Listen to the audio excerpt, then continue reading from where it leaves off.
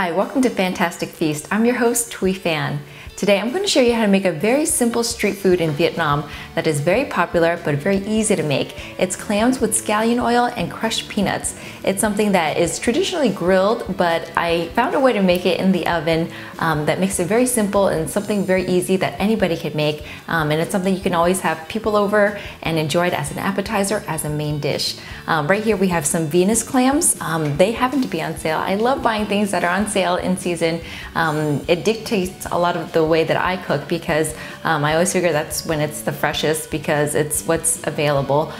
So we have some clams, some scallions, and some peanuts. And I'm going to show you a trick on how to clean the clams because it's super important for the clams to be really clean because there's nothing worse than eating clams and you get like a speck of sand. That just ruins the whole experience, even if it's the most amazing fresh clams ever. So this trick I learned from my cousin who taught me this and it works. So all you need is some crushed red pepper. It doesn't have to be a whole one, but even the flakes that you get from the pizza shop, that will work as well. And all you do is you fill the clams with water and you put in some of the crushed pepper and you let it sit for half an hour, and it dispels the sand for some reason.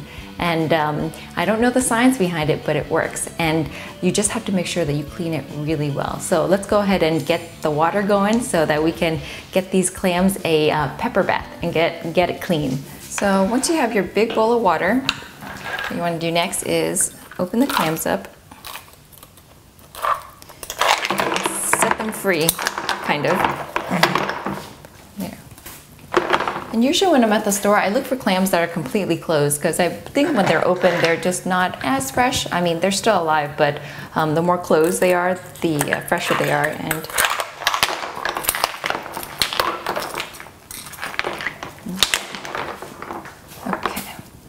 okay, let them sit. And then now I'll take the peppers and I'll just break them. Usually I'll let the clams sit in the water bath for about an hour, half an hour, depending on how much time I have. If I need to cook them right away, then I'll do half an hour and then I start scrubbing them to make sure that they're clean. And you just keep washing them until the water comes out clean. You'll see it, it's cloudy, and then eventually as you continue to wash it, the water will come out clear, and that's when you know it's ready. The other two components of this dish is scallion oil and then crushed peanuts. You can always use peanuts that are already roasted and you just crush it yourself. That will save you a lot of time, but because we are masochists, we love to do it ourselves and we will roast the peanuts ourselves. It's really quick and it's obviously a little fresher if you do it yourself, and then you'll just crush it yourself. But I already sliced some scallions right here, but I'll do it again just so you can see how it's done. It's really easy. I myself am a huge fan of scallion oil because there's a lot of uses for it. If you make extra, you can always use it on roasted corn. That's a really good way to add flavor to corn besides the traditional butter. So I never think about whether or not it's too much or too little. If there's extra, I can even use it in marinades. So for me, the more scallions, the better. So better to have more than not enough. So you want to cut off the ends, throw that away. And then you want to slice it as thin as possible. So now to the scallion oil. It's really simple. You turn the heat on. First things first. Okay. And then I add vegetable oil. The more scallions you have, the more you add, obviously. I don't know if I'll end up using all of this, but what you want to do is just get the oil really hot. You pop in the scallions, and then the rest is done. That's all it is. So we'll give it about a minute or two, and I don't recommend you sticking your finger down there or anything, but you'll know when it's a little hot. I would probably say give it about a minute, and it'll heat up pretty fast. You can always do a test one. Okay, that's sizzly. And so now you have that, we'll put that to the side. Then next we will do the peanuts. So another little pan. Turn on the heat again. This time I just do about a medium, so you don't want to burn it too fast. You want it to be nice and even and slow. I don't add any extra oil, but I just get the pan hot and then I get the peanuts, and then it's important for you to continually watch it and just keep messing around with it so it doesn't stay idle, because if the peanuts are in one place, it'll obviously burn where it's touching the heat. So you just got to make sure that you are continually moving the peanuts around, and it just takes a few minutes, and then after that you have freshly roasted peanuts. And just pour it. I just continually move them around. Lower the heat a little bit to medium-low. And anything that's like freshly roasted peanuts, or that smell of anything freshly roasted, it's a really nice toasty smell that fills up the kitchen. And this is a nice way to add an extra element of freshness to the dish that you're going to make. Oop, I lost one. That's okay. And it doesn't need to be completely brown. You just start to see some little brown specks of color in there, and it should be good. Turn it off, and I'll let it rest for a little bit, and after that we'll crush them. So these are the two components to this dish, and they're pretty much done. While I let that sit, what I'll do next is I will wash the clams and get them ready to go into the oven, and then you have your dish ready to go.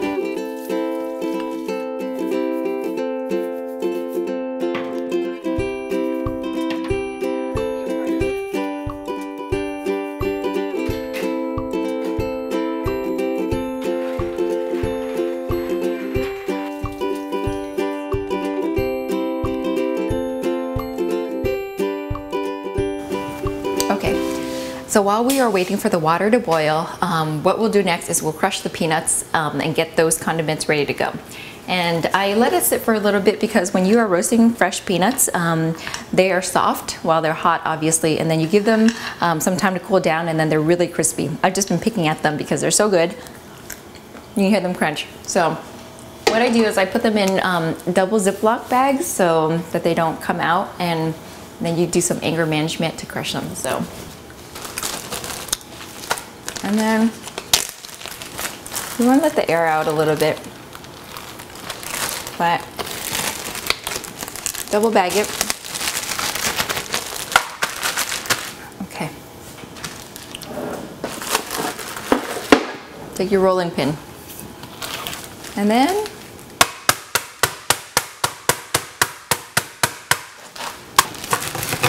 basically whatever it takes to crush them. The reason why I double bag it is sometimes the inside bag crushes like this, so then you don't have peanuts flying everywhere. So there we go.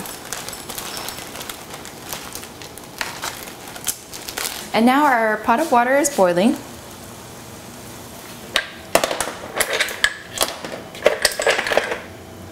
I'm doing this by hand so it doesn't splatter. I'm gonna put the lid back on, and truth is, with this dish, if you want to make it even more amazing and even more fragrant, you can add lemongrass into this boiling water to add more fragrance and more flavor to it. But I think it's fine just using plain water just to boil it so it cooks, since the scallions and the peanuts will give it a pretty good flavor already. But if you want to get fancy, you can totally do that. It's been about 5 minutes, and so you can see the clams have started to open up, and this is exactly what we're looking for. So when I start to take them out,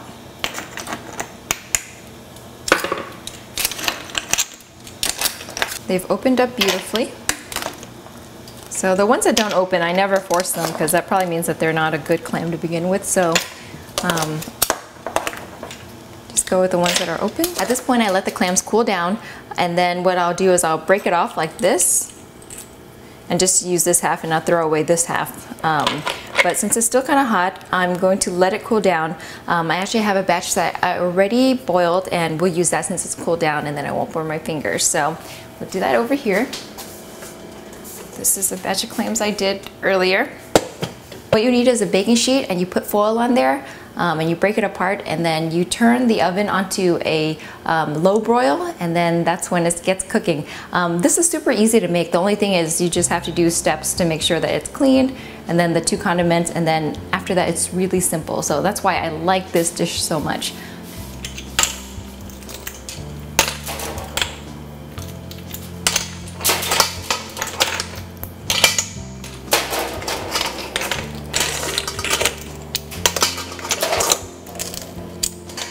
There are a few that fall out and you can just cheat it by grabbing the other shell that you discarded and putting it back on. No one will know. Okay, so this is where the fun comes in. And you're already 75% of the way. So I have my tray of clams that are cooked and ready to go. And now all you do is you layer it. You take your scallion oil and your peanuts, bring it a little bit closer, and then you just drizzle a little bit of each on it. There's no set amount that goes on each one, but it depends on how much you like it on there. This becomes kind of like the juice that you slurp up, so if you're into scallions, I would add more. And then you just take a look and make sure everyone is a happy clam and it has enough. You want to make it fair. Dish that I remember eating when I was in Nha Trang and I was on the beach, and they had obviously the freshest seafood, and they would just grill this up and bring it to your table.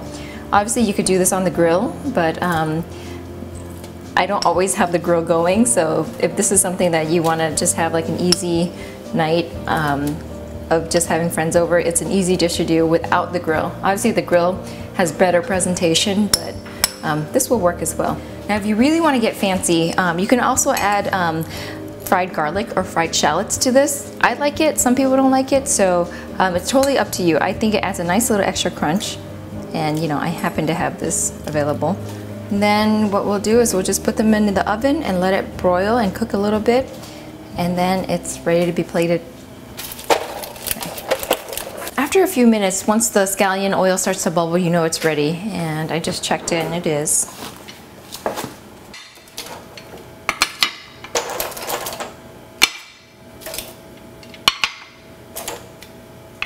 And that is it. There you have it. This is baked clams with scallion oil and peanuts, and it's so yummy. I'll taste one. You have like a little party platter or appetizer for people to eat. I could eat this as a meal by myself. It's very easy. Okay, I'll pick this guy. It's a little bit hot.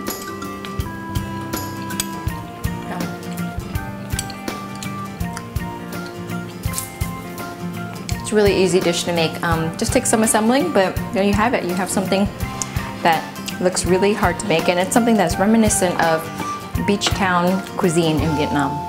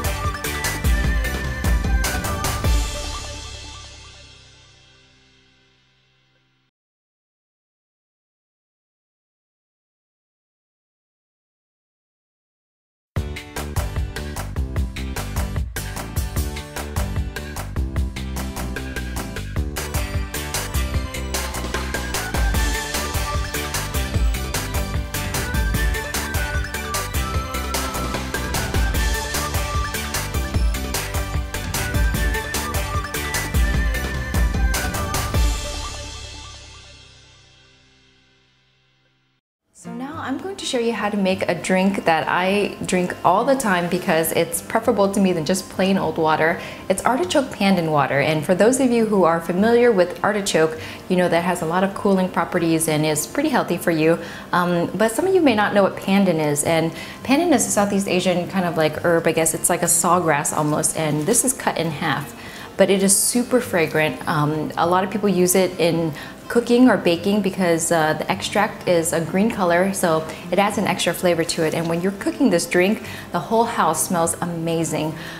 So I actually have this from Florida. My parents grow in their backyard, and every time I go and visit, I bring back a ton of it and I freeze it. And it freezes really well. This was in the freezer and I took it out and it's almost just like new. This is something that you can find at most Asian supermarkets, frozen and fresh. It costs about $2 or $3 for a couple of these leaves, but it makes a really fragrant drink that I really appreciate because whenever you take a sip and you smell it, it's a nice light flavor that you can smell, and it feels healthy, and it is healthy. So I'll show you how to do it. It's super simple. So you just need 1 artichoke and about probably about 4 leaves of the pandan, but this is cut in half so it looks like more. So what I'll do now is I'll put the pot of water to boil, and while we're waiting for it to boil, we'll wash these pandan leaves and also the artichoke. It's 5 quarts of water. We'll make about a pitcher and a couple of mason jars full of this water. And the cool thing is it turns green after you let it cool down.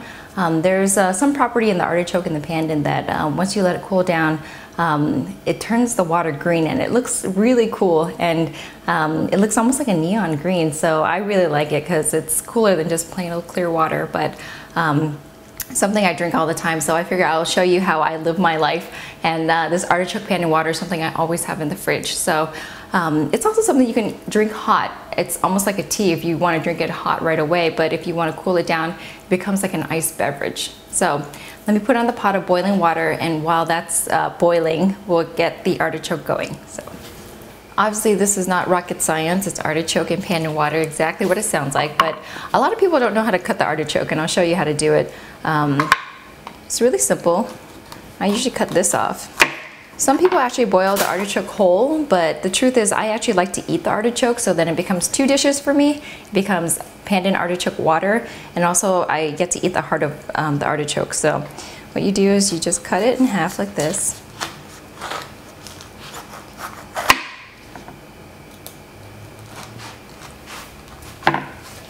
This right here, all this fibrous part, obviously you don't want to eat that. It is furry and it makes your drink really kind of not smooth. So I cut it out, and this is how I do it. You can kind of see the hairline of it where it begins. So what I like to do is I insert it like this. Got that. And then I pull it out. And actually when you boil the artichoke, this part right here is the heart of the artichoke that you can actually eat, that you can save as just like a little snack if you want to just eat boiled artichoke. Some people will cut off this area right here. You don't have to, but you can take a scissor and cut through these little, each individual leaf. But since we're boiling it for the water, I just leave it like this. It's nice and simple. You do that to one.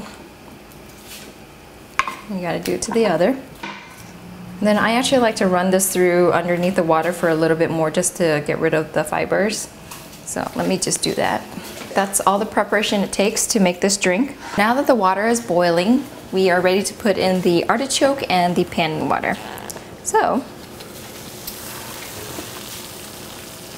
and then I put it face down.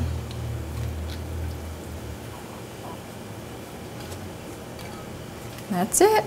And I put the lid back on, but I don't put it all the way closed because then it will pop over. This is a super easy drink to make, and it just cools your body down, and it's a great drink to have on a summer day. You just add some ice cubes and just drink it straight up. It tastes just like water, to be honest. So you don't really taste the artichoke or the pandan. I think maybe a little bit, but it's more the fragrance. Like every time you take a sip, the aroma of the pandan leaves just wafts through your nose, and you're like, wow, that smells really good. Right now, just even with the pandan cooking, you can smell it throughout the house, and you walk through, it's like a natural air freshener. Actually, in Vietnam, when I was there, the taxi drivers, what they would do with the pandan leaves is they would leave a bunch in the back of their the car, so that when the sun heats up, that's their natural air freshener, because it smells so good. It's such a natural flavor, and it is a natural air freshener. I was like, oh, that's a great idea. But unfortunately, here in America, it isn't as widely available as it is in Vietnam, and especially on the West Coast or in really cold areas, it's really hard to grow pandan. I've tried. My parents grow it in the backyard, and it's like a jungle of pandan, but they use it all the time. They put it in their rice to cook, so every time we have rice, it smells like pandan rice. So that's what reminds me of home when I smell pandan rice. So there's a lot of uses for the pandan, but they have it in extract form that you can buy at the supermarket. They have it fresh or frozen, but for this use, I actually really like it for this drink because it's a nice alternative to just water. So after a little bit, it's boiling, and you can tell the water's starting to turn like a yellowy brown, and then I like to just lower the heat a little bit and just let it get happy for about 15-20 minutes. and then I scoop out the artichoke so it's not too soft and mushy, and I save that to eat straight up. And then after that, I just pour out the pandan water. I let it cool down on the counter for about half an hour, and then I put it in the fridge, and then like magic, it just turns from a soft yellow or like more like a darker yellow to like a vibrant green. And then it's a pretty cool drink to serve to your guests. And you know, it's completely all natural. So I like that about it. So now this has been cooking for about 20 minutes. And you can usually just tell by the color of the water. It's kind of like a yellow, and then you'll feel that it's been infused. You'll be able to tell. It looks kind of like an iced tea almost. I'll turn it off. And then I will pour it into either a pitcher or a mason jar. And then I'll let it sit on the counter for about half an hour, let it cool down, and then I'll put it in the fridge. And in the fridge is when the magic starts to happen, and the color will turn from that yellow color into a green color. So, and be very careful. Let's see.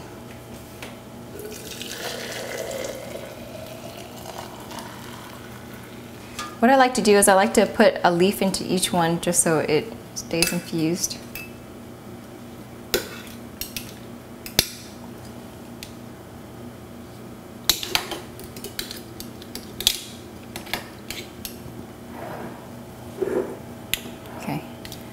And as it is, you can drink it as a tea, but obviously you don't want to drink it right now because it's super hot. But if you like it to drink it warm, you can, because this is something that's super fragrant, and it's like an artichoke pandan tea. But if you make it as a beverage water, you can ice it and put it with ice. So after about half an hour, I'll put it in the fridge, and then it's ready to go whenever you want to drink it. And I actually have it already iced, so you can see how the color changes, and it's pretty neat.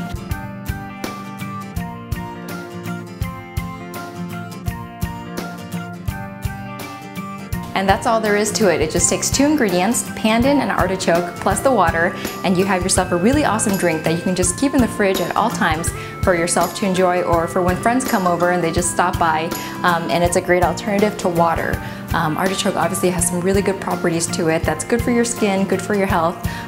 So I think you should make a pot and just give it a try. Just seeing the water change color from a light yellow to kind of a neon green is pretty cool in itself. So you could make your kids pot and say it's like magic, and they'll think it's pretty cool. Thanks for joining us. Until next time, thanks for watching Phantastic Feast.